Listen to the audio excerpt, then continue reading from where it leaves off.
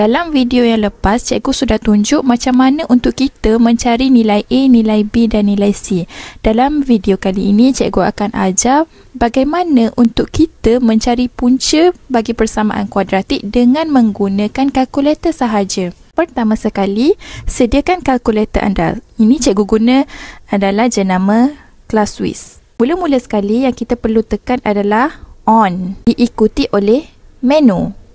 Apabila kita sudah tekan menu, dia akan memaparkan gambar seperti ini. Seterusnya, apa yang kita perlu buat adalah kita perlu menekan log A. Seterusnya, dia akan memaparkan pilihan, iaitu pilihan pertama simultaneous equation dan yang kedua polinomial. Maka, adik-adik perlu memilih dua untuk polinomial.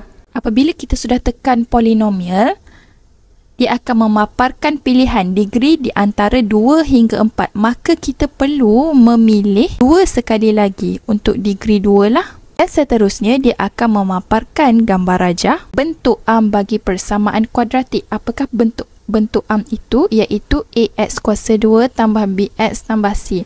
Adik-adik semua perlu memasukkan nilai-nilai yang telah kita mencari tadi, iaitu nilai A, nilai B dan nilai C. Kita masukkan sahaja ke dalam kalkulator, iaitu nilai A kita adalah 1, tekan sama dengan, tekan negatif 3, tekan sama dengan, tekan negatif 10, tekan sama dengan. Adik-adik perlu memastikan gambar rajah dalam kalkulator itu memaparkan digit 1, digit negatif 3 dan digit negatif 10. Seterusnya, tekan butang sama dengan. Setelah itu, kalkulator akan memaparkan nilai-nilai punca yang pertama, iaitu X sama dengan 5.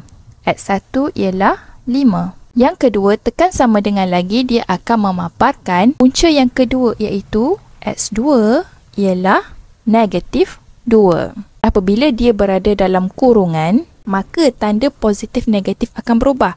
Okay, sebagai contohnya, yang pertama X sama dengan 5. Positif 5 bila masukkan dalam kurungan, dia akan jadi negatif. X tolak 5. Manakala yang negatif bila masukkan dalam kurungan, dia akan jadi positif. X tambah 2. Boleh faham? Itu sahaja.